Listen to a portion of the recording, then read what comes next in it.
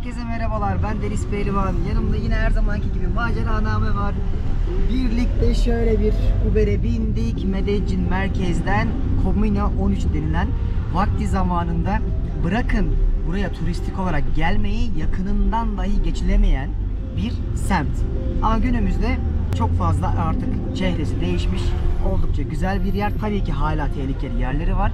Çünkü Comuna kocaman bir semt anlamında ve Medellin'de burası gibi 16 tane komune var. Bir tanesi de bu.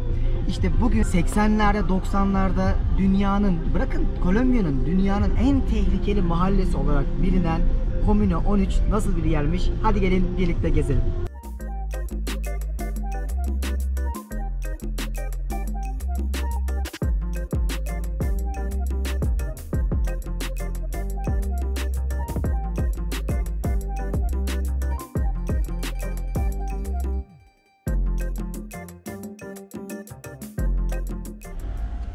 Ve şehir merkezinden turlar da var ama kişi başı yaklaşık 30 dolar istediler.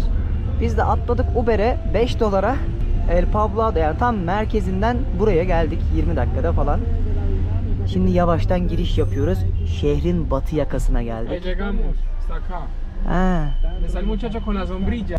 Buralara gezince işte insan gerçek Kolombiya'yı hissediyor.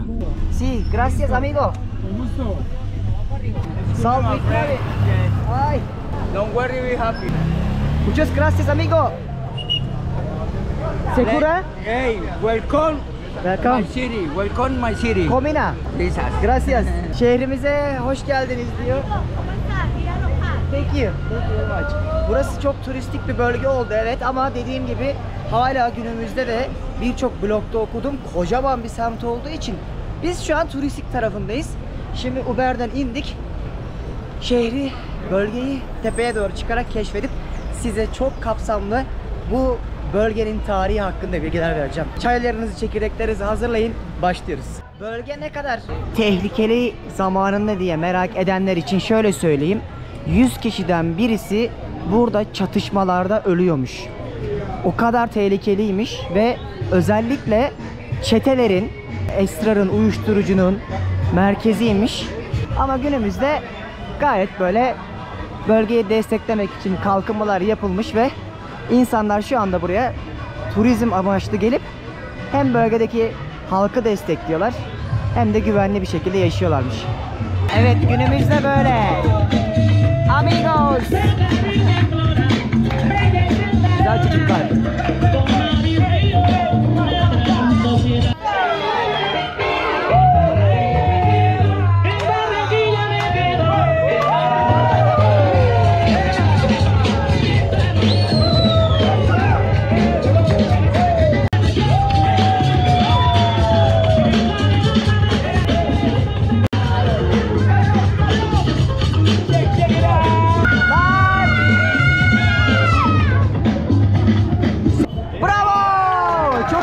Çok adamsınız. Böyle bahşiş de atabiliyorsunuz. Çok güzel ya. Günümüzde diyorlar ki çocuklar büyüklerinden ne görürse o şekilde büyürler diyorlar. O yüzden biz de gençlerimize, çocuklarımıza grafiti, sanat, müzik, muralla örnek olmaya çalışıyoruz. Eğer böyle yapmazsak yine eski günlere döneriz diyorlar. O yüzden çok canlı bir bölge kurmaya karar veriyorlar. Tabii devletin de çok büyük desteği var.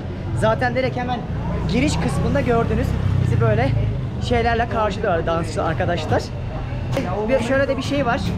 Çok şaşırdım bunu duyunca. Medellin'e gelmeden önce internette şey diyorlardı. İşte Pablo Escobar'ı sevenler de var. Ama biz 100 kişiyle konuştuk. 99'u nefret ediyor, hatta sevmiyor, bırakın.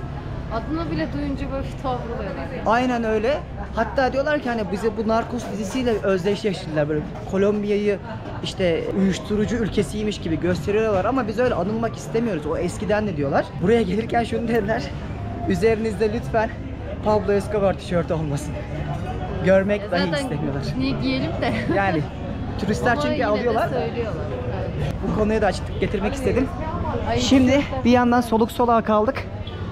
Böyle çok güzel dükkanları geçe geçe tepeye çıkıyoruz. Bu bölge 1950-60'larda kurulmuş ve ilk kurulduğu zaman bir uyuşturucu bölgesi olarak başlamışlar. O ilk kurulduğu zamanlar ne elektrik varmış ne de su. Hatta böyle rastgele evleri yan yana dip dibe kurmuşlar. Bu kadar dar sokaklardan oluşuyor. Yüzlerce, binlerce sokak var burada. Niye burasını gösteriyorum? İşte çeteler bu dar ve tam olarak neresinin belli olmadığı sokaklarda çok rahat bir şekilde saklanıp gizlenebiliyorlarmış. O yüzden bu dar sokaklar onların polisler tarafından ya da o çetelerin karşısındaki militanlar tarafından yakalanmasını engelliyormuş. Yıllarca burayı temizleyememişler arkadaşlar. Yıllarca. Pablo Escobar'ın da en önemli mahallelerinden birisiymiş burası. 2002 yılına kadar burayı temizleyememişler. Sonra polisin, o dönemin başbakanı mı kimse inat ediyor, artık diyor ki ben bu bölgeyi temizleyeceğim. Polisler ve askerlerle, militanlarla aynı zamanda günlerce bu şehri kuşatıyorlar. Sonra halk da beyaz mendil sallayarak diyor ki biz de bıktık, artık bölge temizlensin. O dönemde bile onlarca, yüzlerce insan ölüyor. Akabinde 2002 yılından sonra şehri temizliyorlar. Sonra bir 5-10 sene şehri kalkındırmaya planlıyorlar. Ya geldiğimiz yere bak Nes. Yani burada herkes saklanır ya. Bakar Yani mısınız şuraya arkadaşlar? Hep böyle dip dibe tuğladan, arası işte çimentolu binalar, sıvasız hep. Bütün evler aynı. Şurada bir ablam var. Hola. Bien. Bien. Thank you. Gracias. Hadi gelin şuradan bir çıkalım. Abi tabi polisler buraya gelip kolay kolay şehri alamaz, bölgeyi. Şuraya baksanıza. Vay vay vay vay, nasıl dik biliyor musunuz arkadaşlar? Biraz size ona gösteririm. Ve böyle bütün bölge daracık sokaklarla kaplı, böyle dağın başına kadar gidiyor. çok Şuraya bak. acayip ya. Yüksekliğine. Sadece daha bu kadar geldik daha. Nerelere kadar gidiyor? Belki şey diyebilirsiniz. 1950'lerde 60'larda burayı kurarlarken ve uyuşturucu merkezi olacağını bilmelerine rağmen neden polis, asker ya da işte devlet tarafından yetiştirilmiş militanlar bölgeyi korumadı? Çünkü burayı tanımıyorlarmış ve genelde buraya refugee, yani sığınmacılar gelmiş. Şehir merkezinde parası olmayan, maddi durumu iyi olmayan, üzerine tişörtü dahi olmayan insanlar bu bölgede yaşamaya başlamışlar. İlk böyle başlamış hikayesi. Bunların hepsini internette okuduğum İngilizce kaynaklardan çevirerek size söylüyorum. Hani yanlışsam, sürçülisan edersek affola. Eğer sizin de bildiğiniz doğru şeyler varsa lütfen yoruma yazın. Ben de böylece öğrenmiş olayım. Hala tepeye çıkamadım. Yürümeye devam ediyorum. Gördüğünüz yerler size şimdi gayet normal, sıradan gelebilir ama 1991 yılında sadece burada 200 bomba patlamış, 6350 kişi ölmüş. İnsanlar bugün kim ölecek, sevdiklerimiz geri dönebilecek mi diye kapılarda beklerlermiş, ara sokaklarda, ve hiçbir şekilde de destek gelmezmiş. Bildiğiniz savaş alanıymış burası. Bu sokaklarda hep cesetler yatarmış. Adam kaçırma, ondan sonra kapkaççılık, hırsızlık, uyuşturucu ticareti, silahlı çatışmalar, aklınıza gelebilecek her şey şu sokaklarda yaşanmış. Ya yukarıya çık. İşte burası. Bitmiyordu. Şöyle bir şey yapmışlar. Hadi çıkalım Nes. Yürüyen merdiven. İşte turizm geldikten sonra şu an günümüzdeki hali bu. Ve insanlar çok mutlular. İnşallah bir daha o günleri görmeyiz diyorlar. Arkamda gördüğünüz dükkan Chota 13. Bu grafitileri şehre, bölgeye daha doğrusu ilham veren kişinin. Şöyle bir Instagram'ı var hatta. Bir dükkanına girip bakalım neler satıyorlar. Onun böyle çok güzel grafitileri falan varmış. Ne kadar renkli ya. Her yer böyle arkadaşlar. Nereye girseniz fotoğraf çekecek bir manzara görüyorsunuz. Ha, burası bir bar oldu. Akşamüstü 4 oldu. Yine bizim yağmur geldi. Her gün böyle şaşmıyor. Şurada şeker kamış suyu satıyorlar. Vay vay vay. Maşallah.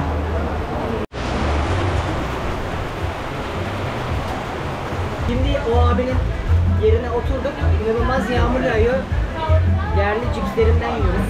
Çok güzel. Evet ya, güzel değil mi? Bakın abi, buraya nasıl yağmur yağıyor. Sel aldı şurayı. Ben ilk bunu düşünmüştüm. Suyun gidecek yeri yok çünkü. Evler dip dibe. Resmen şuradan akıp gidiyor şu anda. Her gün olduğu gibi yine yağmurumuz dindi. Yarım saatte bir Değil mi ya? Sanki hiç az önce yağmur yağmadı. stresini attı. Daha da tepeye çıkıyoruz. Bu herhalde bir 6.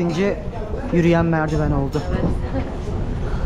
Abi insanlar nasıl çıkmış bu kadar tepelere Ya Nesibe ben ya? az önce bir dar sokaktan çıktım üstlere, nefes nefese kaldım ve insanlar oralarda yaşıyorlar.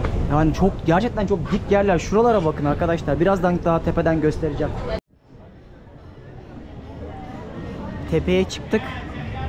Arkadaşlar bunu diyorum işte, bakın şu aşağılardan yürüdük. Bütün şehir resmen yamaçlara kurulu olduğu için o dönemlerde nasıl bu kadar yukarılara çıkıyorlardı merak ediyor insan.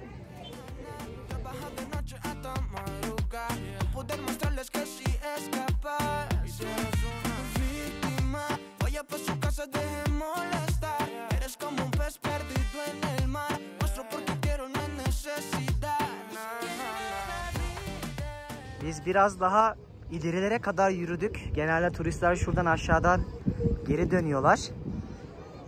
Bütün evler böyle, üstleri tenekeden, tuğladan binalar. Şöyle bakın, biraz göstereyim yakından da. Ne hayatlar var bunların içinde. Son zamanlarda gördüğüm en enteresan yerlerden birisi oldu arkadaşlar.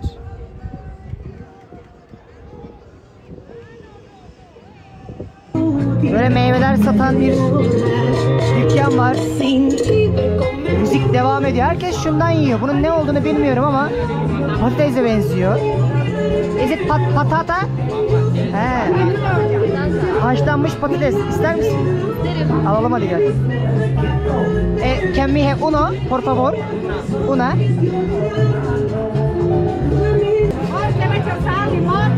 Sal, por favor. Gracias. Ay sen ne kadar tatlısın ablam ya. Yarım dolar. Hadi yapalım. Gracias. En güler yüzlü insanları kesinlikle burada gördük.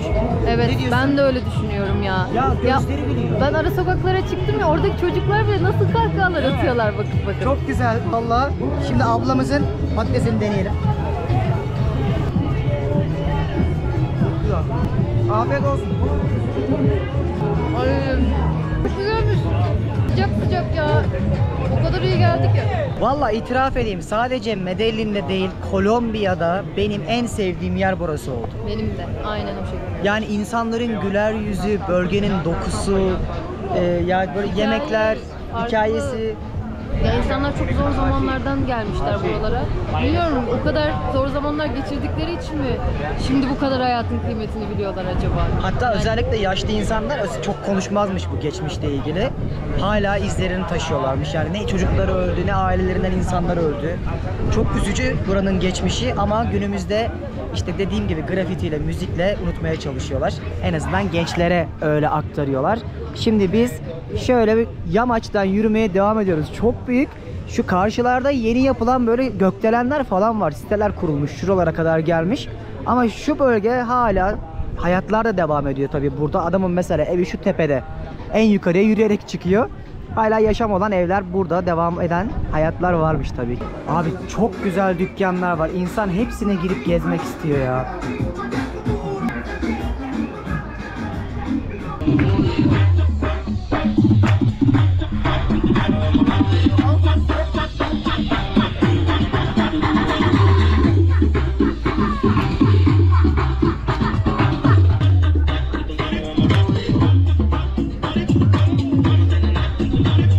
Ya şu evde sen de doğup büyüyebilirdin. O dönemleri sen de yaşayabilirdin ve empati yapınca gerçekten hani hayatları kolay değil bu ülkedeki insanların. Genel olarak. Bizi bu ülkede en çok etkileyen şey bu hayatın zorluğuna rağmen insanlar güler yüzlü. Bir şekilde eğlenmeye çalışıyorlar, yaşamaya çalışıyorlar. şehirdekilerden daha güzel bizler burada. Evet kesinlikle. Burası Kolombiya'daki favori yerimiz arkadaşlar. Sen az önce ne yapıyordun? Şöyle şöyle yapayım. Yap bakayım. İçinde var dans etmek ya. Bak bak, ooo hareketlere bak. Vay. Bravo. Kola. 200. Kol mu? Kola ya. Hadi. Oo. Burası Kolyuma 13. Ayık olun. Yes. This is voluntary. Sana bozuk para var mı? Biraz dinlenelim. İnsanlar burada evlerinin böyle hemen çatılarına barlar kurmuşlar. Biz de bir tanesine oturduk. Şöyle Kolomna 13 ve Medellin manzarasını izleyelim dedik efendim. Şimdi ara sokaklara daldık. O dönemlerin meşhur sokakları bunlar. Aşağıya doğru yürüyerek inelim dedik. Hadi bakalım. Başlayalım yürümeye. Çok dikmiş ya Nezibe. Dikkat et. Labirent gibi yani, burada aynı yeri bana göster deseniz girdiğin sokağı gösteremem. Ve bütün her yer böyle. Hala günümüzde bu merdivenleri kullanıyorlar. Yani bu zamanda da nasıl çıkıyorlar bu kadar tepelere kadar? Vallahi işleri zor burada yaşayanların. Biz şuradan şuraya inerken zorlandık. Belki de alışıklardır ama her şeye rağmen zor olduğunu düşünüyorum. Dostlar, başladığımız yere geri döndük. Çok güzel bir deneyim oldu. Biz burayı, eski yoruldu artık. Çok sevdik sokaklarında kaybolmak, Aynen, insanların bayağı güler yüzü. gezdik. Beklediğimizden iyi çıktı. Hem de çok iyi. Ben böyle Şöyle- bir sokak bekliyordum. Şaşırttı beni. Çok keyifliydi. İzlediğiniz için teşekkürler. Abone olup bildirimleri açarsanız dünya turumuza ortak olursunuz. İnşallah bu videoda da size bu bölgeyi anlatırken güzel bilgiler aktarabilmişizdir. Herkese Kolombiya'dan selamlar.